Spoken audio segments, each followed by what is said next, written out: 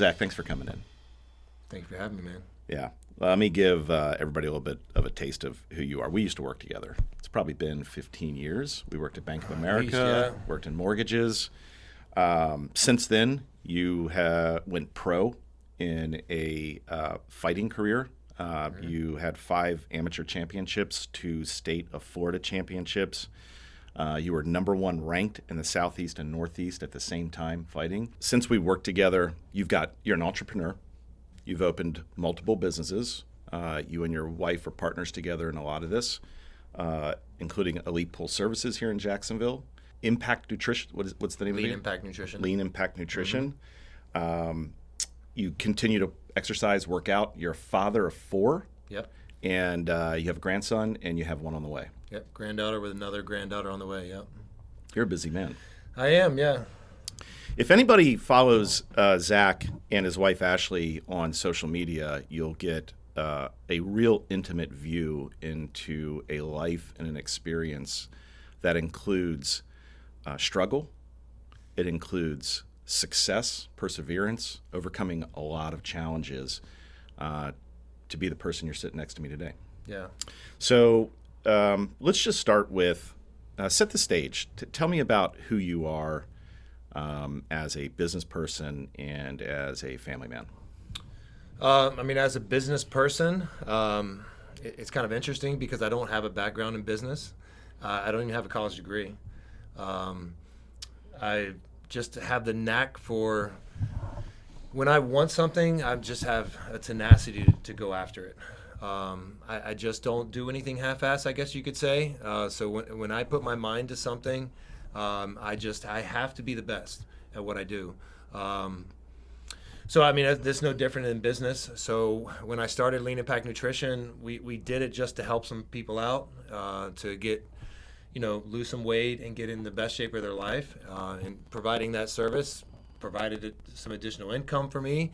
And I saw an opportunity that I could then help people more and serve my community with goals that they had for their health and their fitness. But in order to do that, I had to give up my career, and a career that I only knew for 20 years, mortgage banking. And, I started in the mailroom when I was 22 years old of my first mortgage company, Priceline Mortgage, and the last one, working at Deutsche Bank. Yeah. My upline was in New York, and would go to Wall Street and train sometimes. So literally went from the mailroom all the way up to Wall Street. And everybody told me I would be a fool if I did it, because I'm married. I have 4 kids. My insurance is through the company, and what would I do? I've never owned a business. I've never even cooked in a restaurant before I opened one. But I knew if I went all in on myself, I can't fail. So that's what I did. And it's kind of funny because when I would go to work Monday through Friday, I would do my job as I was listening to podcasts and YouTube videos in my ear of Gary Vaynerchuk on how to run Facebook ads. I would go home that night, I would run Facebook ads. Some would work, some would not. And I was just creating a skill set of myself, because the thing is, I was in a career where I was spending 50 hours of my time. So my 9 to 5 paid my bill, but my 5 to 9 needed to pay for my future. So I was literally working around the clock, but I was working on something that I could call my own. So it's just different.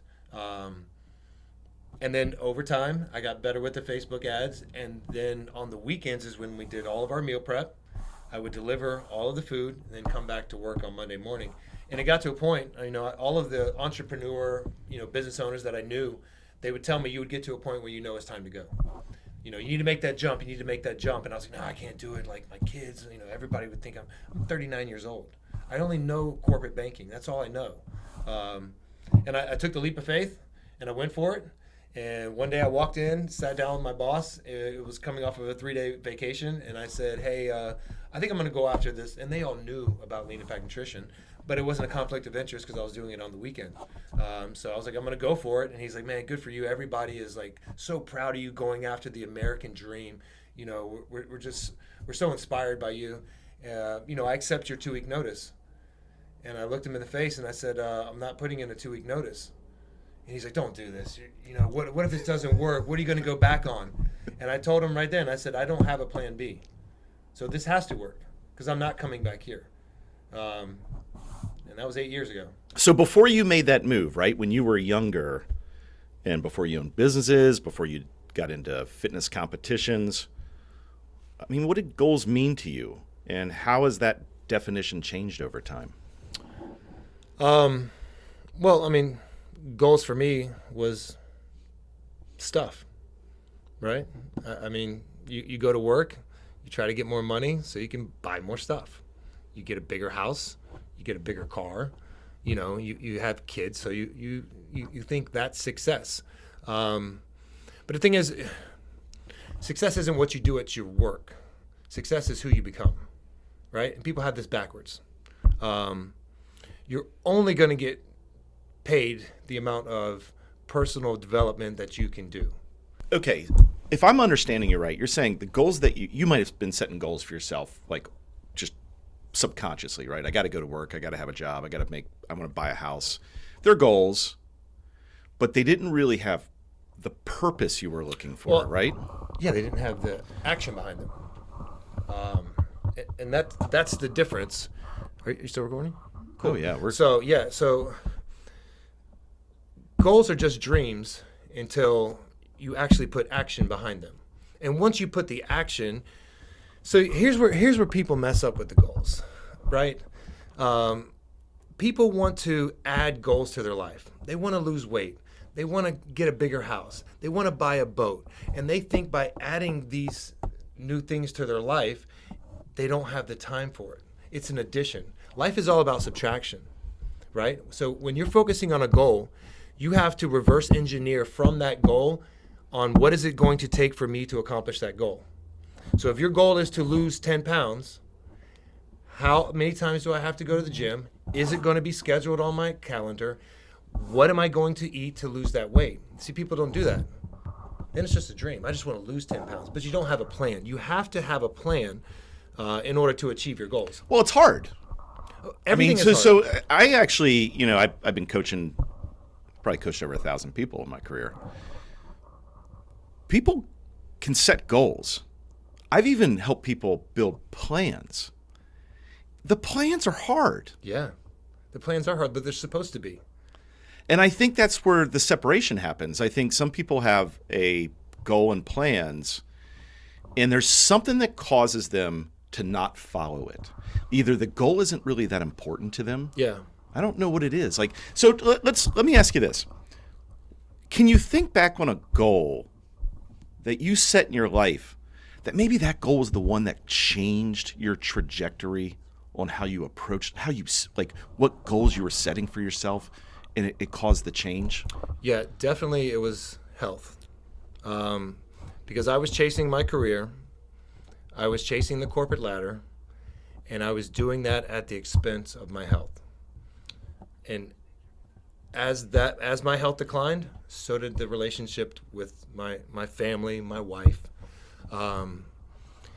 And you think it's all worth it until you look in the mirror and you don't recognize that person anymore. And I was so frustrated, at my life. Yes, I was doing good at work, but I wasn't doing good at life. So I had the idea. I was a big fan of the UFC. I worked at Bank of America. Right down the street, they had this MMA gym. And I walked in there one day in the worst shape of my life. And I said, I want to look just like those guys on television. I have no interest of ever fighting. I'm married. I have 4 kids. I'm a banker. Okay, I'm not a cage fighter. And they said, sure, sign this waiver. Signed the waiver. I started training. Long story short, after a few months of training, a promoter walks in. He said, hey, I'm putting on this show in Jacksonville, and, we're looking for guys to fight. So I'm like, perfect. There's plenty of guys in this gym that you can choose from. They're like, just sign the waiver. You're not going to get picked. And so this guy walks in. He was at NAS Jax, and his name was AJ Aguilar. He walks in through the door, and the coach is like, what's your record? And he's, no, I'm 0-0 in MMA. What about jiu-jitsu? Nothing. What about boxing? He's like, I'm 45-0 in a 2-time Golden Gloves boxer out of Virginia Beach. And I was like, dude, that guy's a badass. And he's like, what about you? How much do you weigh? And I was like, 205. And he looks over at AJ. He's like, what about you? He's like, I'm 205. And they asked me, do you have any martial arts records? Do you have any boxing? I was like, 0. I just work at a bank. They're like, well, just go in the cage and nothing's going to happen. Just see what happens. So I've only been training for 3 months. I go in the cage, I hear the bell ding, and it's on. All I know is this guy's a great boxer. I had one submission at that time, was the rear naked choke. I take him down. I end up choking him out. I go home. I'm calling my wife on the way, and I'm like, "You're never gonna believe what happened tonight." Like and she's like, "You're so crazy. You're not gonna fight." And I was like, "No, I'm not gonna fight. They're gonna pick other people, you know, because I'm a banker. I'm there." And the next day I wake up, I get a text message, "You made it." And I was like, "How am I gonna explain this to my wife?" It took me about 2 weeks to convince her that I was gonna do this one time. I was gonna be a little Facebook fighter. You know, I would tell all my friends, I would change my Facebook profile to this MMA guy, and I would just do it this one time to have this life experience, and that was it. And when I got in the cage that night, there was 3,000 people there. You were probably there at cage side at the time, and I realized this was the dumbest idea I had ever had in my life. Because this is real. They're shutting the door. There's nowhere to run. There's nowhere to hide. There's no timeouts. There's no coach that's going to pull me out if this goes bad, and I'm in front of everybody I know. This was the dumbest idea. And then again, it was fight or flight. The bell rang. Next thing I know, 47 seconds. They're pulling me off of them. I get my hand raised. It was the most awesome feeling I've ever experienced in my life. I go out. We're having some cocktails afterwards, and I'm like, "Hey, babe, so that didn't count." It wasn't even a minute. I mean, you couldn't even really call it a fight. Why don't I do it one more time? And she was like, "Okay, we'll do it one more time. You didn't get hurt." And then, long story short, 22, 23 fights later. Yeah, you could become a winner. I just went after it. Yeah. I remember being there, man. That gives me goosebumps Yeah. hearing you tell that story. That was an electrifying night for us, man. We're like, holy shit, we know this guy. Yeah. You've been open about unhealthy habits Yeah. when you were younger, right? And self-doubt. Yeah. You talked about that Yeah. on social media as well. Looking back, what did being your own worst enemy look like? Self-destruction, self-limiting beliefs. I didn't come from much. I didn't have, the college education. I didn't have really the parenting and support, the financial support growing up. So, I didn't know any better. So obviously I didn't think that I could achieve and have this big life. So for me, it was, every time I tried to do something, I always had it in the back of my mind, that I'm not going to be good enough. And that took a long time, and for really anybody, I think everybody struggles with self-limiting beliefs, imposter syndrome, right? Because when you have to really look at yourself in the mirror, it's hard for people to really be honest with themselves. And you really have to grow into a comfortable person and someone who is comfortable with getting in front of the mirror and really looking at the person and saying, yeah, it's time for a change. I've been doing this long enough, but the person that you want to become, like I said before, you literally have to kill off the old version of you. Yeah, I mean, I would say that I know I'm wired with this self-defense mechanism, right? If I am having struggles or if I fail at something, my first thoughts are, it wasn't me, it was somebody else. Yeah. Right? Like, no, that's because, this person didn't do something or, it just wasn't the right situation. I'll admit that there's times in my life where I could have used that opportunity to look in the mirror and say, man, it ain't anybody else. Yeah, because it's hard. It's you. It's hard to look at the reflection. How did you recognize that? I mean, listen, you've had it. You didn't have it easy. I mean, you experienced at a young age like severe burns to your skin, right? Like you've been through it. Yeah. And I would imagine that would have created some insecurities and just some things that you had to deal with growing up that I didn't have to deal with. Yeah. A lot of other people didn't have to deal with. And so I think it's even easier for someone like you to say, man, I got a raw deal, right? I picked a a wrong card and everybody else is getting a better card than me. Sure. Did you ever come to a point where you recognized that it was possibly you holding yourself back? Yes. And if so, where was that turning point? So because of all my history, because of all the trauma, you naturally think that you're just not good enough. And not having the family's support, being ridiculed as a child because I looked different than everyone else, going into schools and wearing the Job's garments and things because of the burns were so severe. They used to call me pantyhose boy. So I was ridiculed a lot. And obviously that's going to destroy someone's self-confidence. And then just not having, coming from a rough area of Jacksonville, grew up in Sin City in a trailer, I wasn't around people who were successful. I wasn't around people who got out and did things with their life. So it was hard for you to see that those possibilities are there, but then it comes a point, like you were saying, you have to accept responsibility. And that's where the change happens first, is accepting that you can't control everything in life, but you can control yourself. And once you accept the responsibility, like, hey, this is my life, things have happened because of this, it is my fault, and in order for me to grow to the next person, I am going to have to become something else. And once you can accept that, then you can start creating the steps and the processes and the discipline and the habits to become someone else. But it's not just going to be given to you. I mean, my rock bottom was when, I was in college. I wasn't going to school. The only job I had, the only income that I had was being a drug dealer. And, I was going to clubs every single night. I was living that life. And I did that for a very long time. So when, I found out that, I had a child on the way, out of wedlock with my college roommate. She moved back into town, so she moved back to Jacksonville. I stayed in the college town, played the college parties, and my life started a downward spiral. I went on a 4-day binger, and ended up calling my mom after not sleeping for 4 days, being on drugs, and saying, "Hey, if you don't come pick me up, I'm probably gonna die down here." She came, picked me up, went home, had no job. I was sleeping on my mom's couch. When you're the drug dealer, you're the man. Didn't have any friends, and had a kid on the way. So I was like, there's no way that I can be a father. There's nothing that this kid is going to learn from me. So I contemplated taking my life. There was just no way out for me.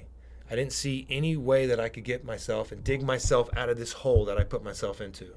And that was probably my first rock bottom, and the second rock bottom is when, I was chasing my career in corporate, got into the worst shape of my life, and everything around me suffered but my job. I was so concerned about moving up the corporate ladder that I gave up my health, I gave up my relationships. We were in counseling for divorce. We were talking about, separating. We had a kid on the way. It was just not a good time.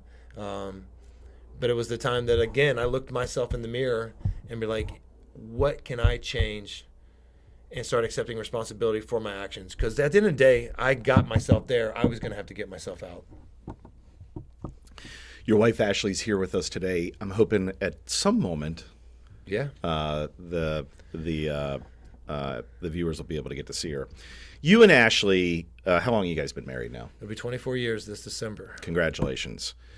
You seem to push each other forward in life. Yeah. And I just see that from your social media. You guys work out together. You guys are partners in life, business, and health. Fair? Yeah, absolutely. How important has that partnership been? How important is it to have the right people in your corner to help you succeed? She's been absolutely everything. Not having, parents in my life and family.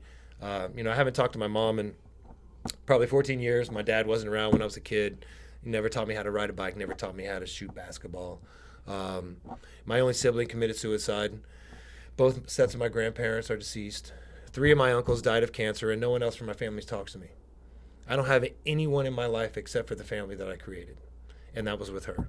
She has been there more than half of my life that I've been alive. She has been through the peaks, the valleys, the struggles, the successes. She's done it all. I am nothing without her. And she's the one that keeps me in line as well. She's the one that pushes me to become a better person because she knows that I have it in me. And I'm no different than anyone else. I fall off the path and I have self-doubt, but she's there to kind of get me back into line and really push me to be a better person. Hey, Ashley. Hey.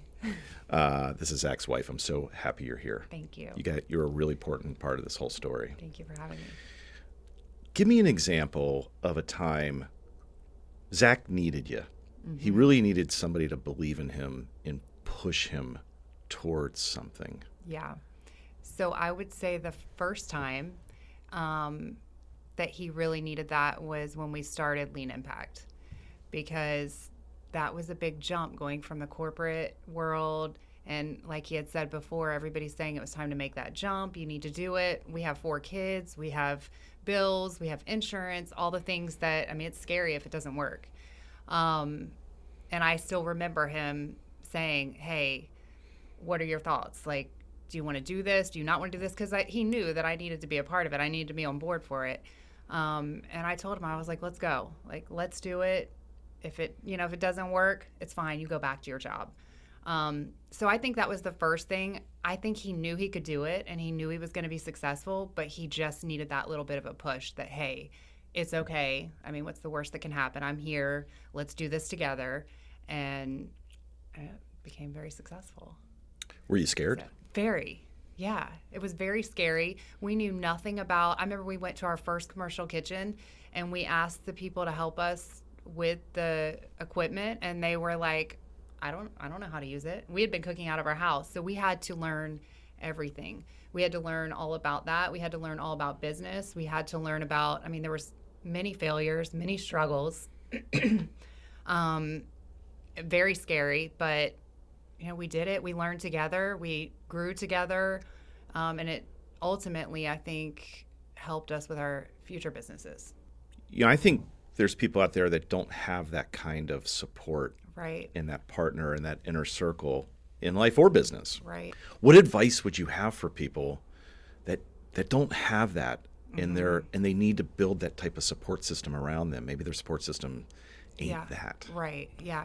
So in ours, we went through struggles as well, especially in our earlier years. We had 4 little kids, both working, kind of doing our own thing, living together, but living separate lives because you're busy and you just don't have time to pour in to your relationship and you just get caught up. I would say the first thing is to, if you are married or you have that relationship, is to nurture that relationship. Start working on that relationship because it's no different than anything else. If you're not working on it, then it's not going to flourish. Like you have to put the work in on the relationship, and you can really only do what you can control, because we were in a really hard period of our life and looking at divorce, looking at separation, and then it was kind of like we just had to say, what can I do? All I can do is 100% what I can do and know that I put 100% into this. And then what your partner does, you can't control that. But in our situation, we both started doing it. And it's amazing when you start putting that work in to the other person and you start taking your own responsibility, how your whole relationship can change. And then you grow together. And what seemed like the hardest and worst part of our life ended up being, looking back, one of the best things that ever happened to us. All right, now I got the two of you here. Fantastic. Yeah. Listen, nothing's really a straight line. Like we've talked about, the challenges you had in your childhood, the party life when you become a young adult, you figured out you had a situation you needed help with, you got help. You make this huge bet on yourself to leave the corporate world and become a business owner. A bet a lot of people avoid throughout their life. Sure. They don't bet on, you bet on yourself. And you have success. You're a successful fighter. You're a successful businessman. You're a successful businessman in multiple businesses. And I believe it was earlier this year, you get another blow. You get diagnosed with prostate cancer. That's right. Tell me a little bit about what you went through mentally when you found that out. So obviously, getting a diagnosis like that, or getting the phone call first. No, it's one of the worst phone calls you can get. Outside of the phone call about something happening to one of your children or your wife or your spouse, it's one of the worst phone calls that you can get, that you have cancer. Obviously, the type of cancer that I got at my age is quite a surprise. And it literally buckled me at the knees, because like you said, it was like, how much more can I take? Like, every time I've had to overcome, and you've tested me, and I've overcome, and things have been going good. I've been on a good run, multiple businesses, things are going good. But that's when it took me the self-reflection again to look in the mirror. And instead of saying, why is this happening to me? I looked at it, what can I learn from this? And for me, personally, I was meant to have this cancer because it finally got me out of my last uncomfortable zone, which is putting out my story. And before that, I guess I've always just tried to just beat my past, that I was never good enough. And I always just tried to excel, and it had to be the next accomplishment after the next achievement after the next achievement to say, hey, look at me. My family didn't want me. No one counted on me. Everyone bet against me, but I just kept winning, and I just kept winning. And then that happened, and it was really the eye-opener, because for me, it was no longer about me. I had to take a look at my life, and the reality is that we have a very short time here. And for me, my time is going to come. And what kind of legacy am I leaving behind? Did I have purpose on this earth? Did I change people's lives? Is someone going to wake up one day and didn't give up because they heard the story of my life and they kept pushing forward? And I've told my wife, my biggest fear now in life is that I die and all these stories die with me. So that's why I just, as you can tell through social media, I've been way more vocal about my story, about my past, which I've never done before. No one wants to get vulnerable and talk about their weaknesses, talk about their traumas. And I've had a lot of successes, and everything, that resume is well documented. But for me, it's the successes that I've had against all of the adversity that I've gone through in my life. And it doesn't matter how many times I get knocked down, I'm going to keep getting up. And I'm going to keep going after this life, because every new level is going to be a new devil. So you have to keep creating and becoming and creating habits and consistency and dedication and discipline to your life in order for you to get to the next level. Go ahead, But Ashley. to add, I will say that this diagnosis also helped with your faith, brought your faith, was a big thing that Sure. you had kind of thought you were doing all this yourself. Sure. And it made you stop and look. And I guess it just kind of made you stop. I mean, there was definitely. I think that's the biggest thing is I haven't slowed down in so many years. Yeah. I've been just climbing and climbing and climbing. I never stopped to look around and say, man, look what I've done. Even when you gave the intro, it's like, it's pretty crazy to think that how much my life has changed in just 10 years. Because people overestimate what they can accomplish in 6 months or a year, but they vastly underestimate what they can accomplish in a decade.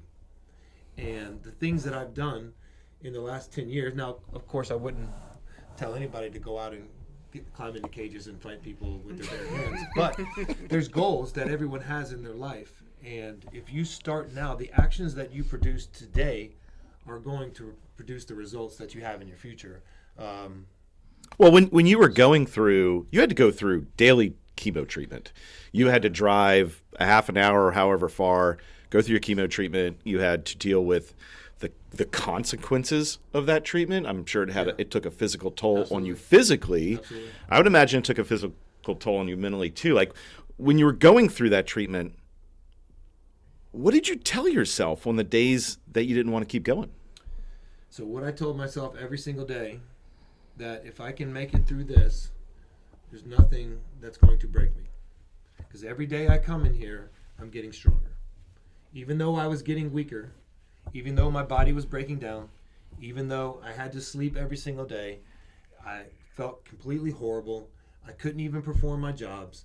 I had to hire other employees to take care of my daily tasks because I couldn't do it. I was going to daily treatment for 6 months.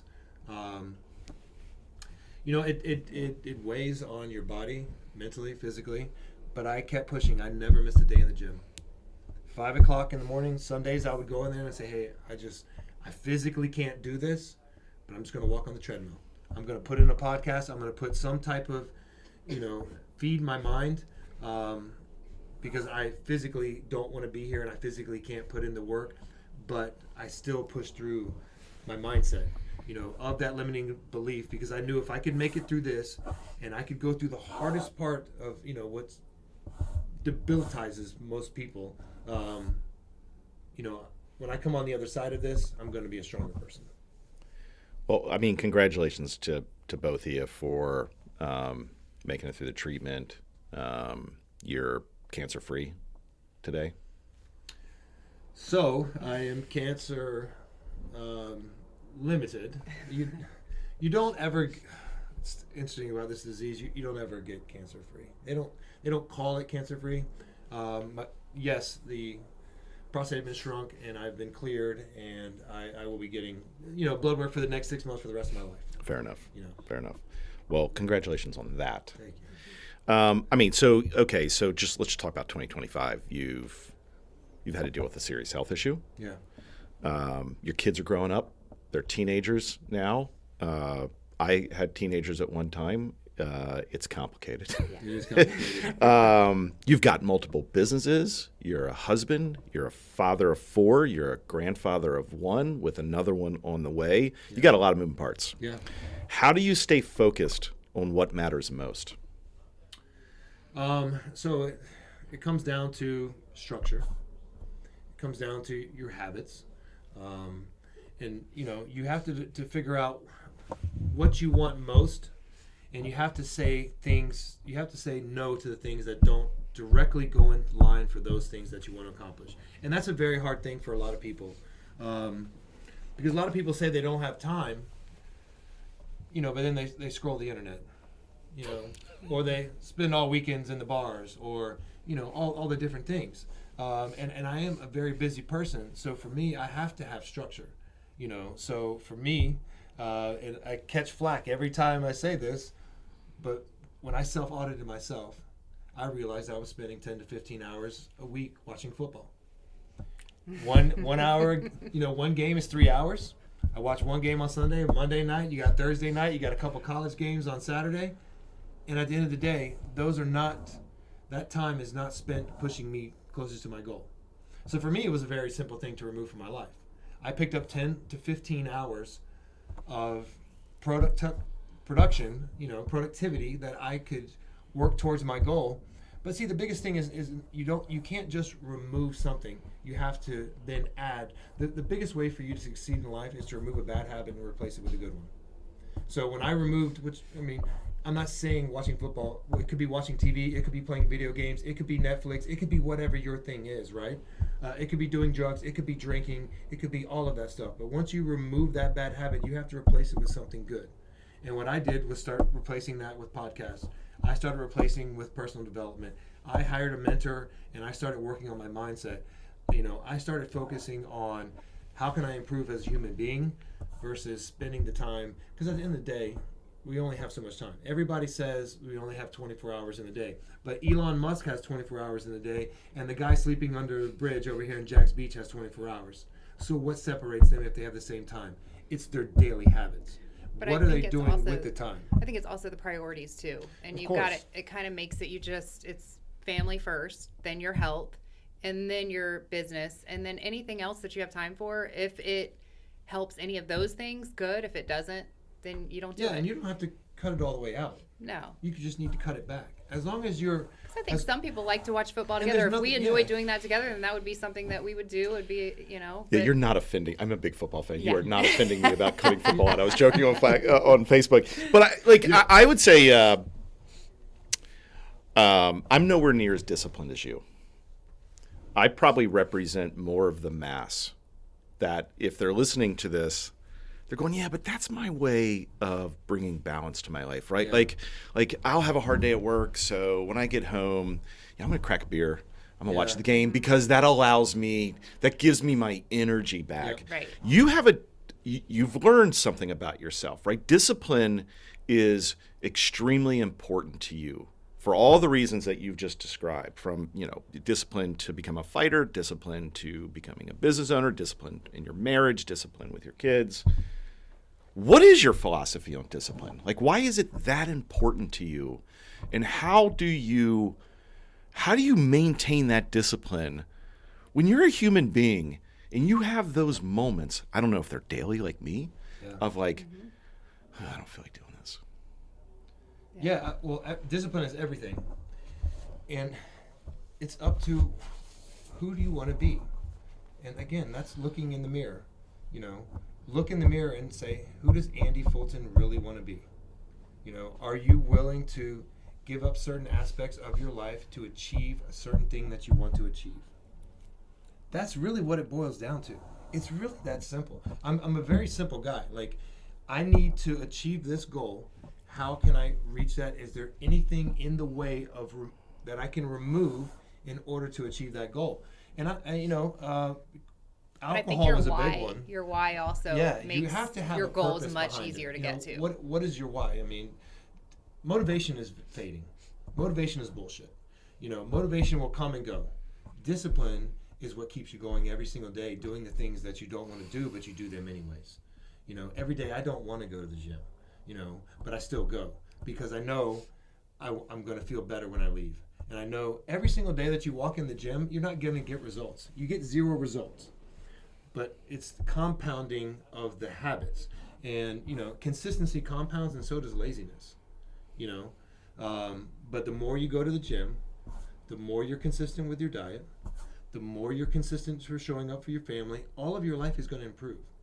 Discipline is absolutely imperative for every aspect of your life, because undisciplined people just don't see the successes in life that they want. It just doesn't work that way. You have to go after everything you want in life and cut out everything that doesn't align with those goals.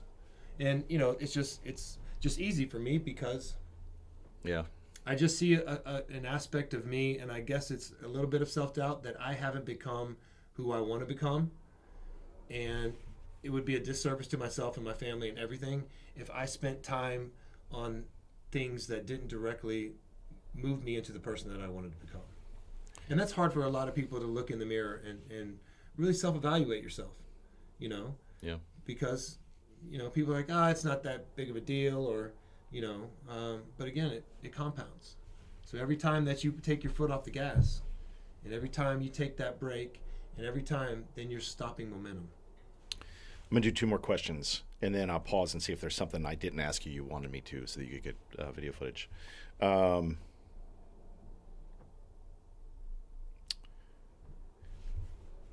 You're a business owner. Yeah. One of your businesses is creating healthy meals for people. Another one's a pool service business, right? You have another one than that. In my opinion, I mean, we're in the real estate business, but we all need clients or customers. We're providing a service, whether it's a food service or it's a pool service or it's a mortgage service, whatever. How are you making your businesses successful when it comes to, branding your businesses, finding clients, the sales component of it? How are you fitting that in? So when I was in corporate, as I said before, I was doing Facebook. I was listening to Gary Vee to learn how to do Facebook ads.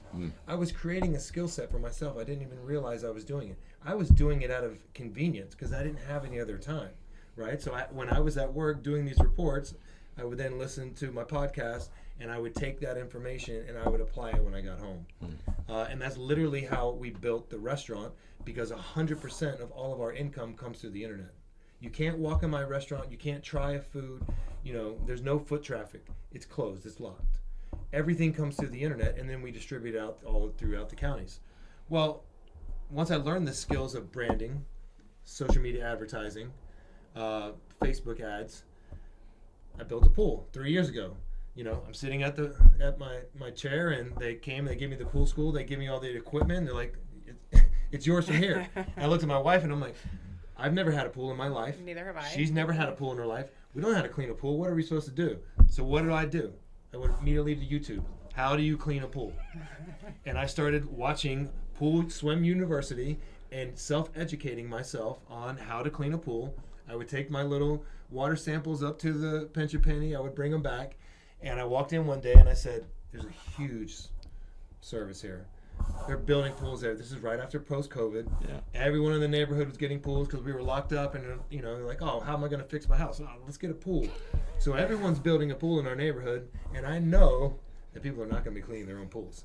So I already knew how to market, brand, advertise. So I just I started the skills, and then I just continued. Once you have the knowledge and the skills, you just continue that off, and then created an entire other business, which is primarily a face-to-face business. It's the old pool guy knocking on your door, going in your backyard, telling you all the chemicals he's going to put in your pool, and I made it digital. And now ads are all over Jacksonville. You can literally go on the message, answer a couple questions. I give you a quote right over the internet within 10 seconds. Then I can show up to your house and we can go through the final paperwork. But that's how you capture the most leads, because at the end of the day, especially now we're in a digital world, and attention is everything. And most people are on their phones, and that's where the attention goes. So where the attention goes is where their interest is going to flow. And that's where, I've put my focus in growing the businesses. This is my last question. What's next for you guys? Any new goals or challenges you're chasing? There's always something next. Always. I just feel like as you reach your goal, then your goal becomes bigger. So you get to what you think is the end goal, and then you're capable of more, and so you want more, and so then it's another goal, and it's another goal. So I think we're always evolving, and I think you have to. Yeah, I think your goals aren't real until you write them down. And, one of the biggest things that I started doing is writing my goals down, which is interesting how life kind of plays out, because my goal is to eventually be a motivational speaker, is to be on stage and helping people, motivate them and inspire them by the stories that they've heard of me that they didn't give up, which is kind of crazy because you don't realize how far you've come in life until you're sitting in a situation right here with a podcast, and I go in my pocket and I pull up my goal card that I keep in my car, and I read my goals every single day, on the way to work, on the way back. And in 2024, I wrote, I am so happy and grateful that I'm now a multi-million-dollar motivational speaker, author, and podcast, and my stories impact people with hope. I wrote this in 2024. And now you reached out to me to come on your podcast to impact and inspire your staff. I'm glad you're here. It's not by chance. Yeah. Yeah. This is how it works. Manifestation is real. It really does happen. If you put everything into, I've never met anybody successful that hasn't put everything into their life and hasn't achieved their goal. Yeah. I haven't. Everyone that I know that is successful at what they do have put in the work day in and day out, regardless of how they feel, put in the discipline, and they've achieved that goal. It's not going to come on your time, but it will come. Albert Einstein says that the imagination is the preview of life's coming attraction. Everything in your life right now, if you were to self-audit your life, everything that you have and where you're at in your career was eventually in your imagination of who you wanted to become. This podcast studio was someone's idea when they opened up this mortgage company, that we're going to put a podcast studio in it so we could do live streams and podcasts, right? This business was eventually in someone's mind, So this is a preview of life's coming attraction. So what you see in your mind and your imagination is what your life is really supposed to be like. But it's not going to be that way unless you put in the work every single day to become that person. But it's meant for you to have it. Zach, Ashley, thank you. I appreciate you coming out here. I appreciate your story. I appreciate how you share it on Facebook. I appreciate the motivation and the inspiration you provide to your family, your kids, each other, me, and now to my business and my team. So thank you for being here. I really thank you for having us. Absolutely. Thank you, man.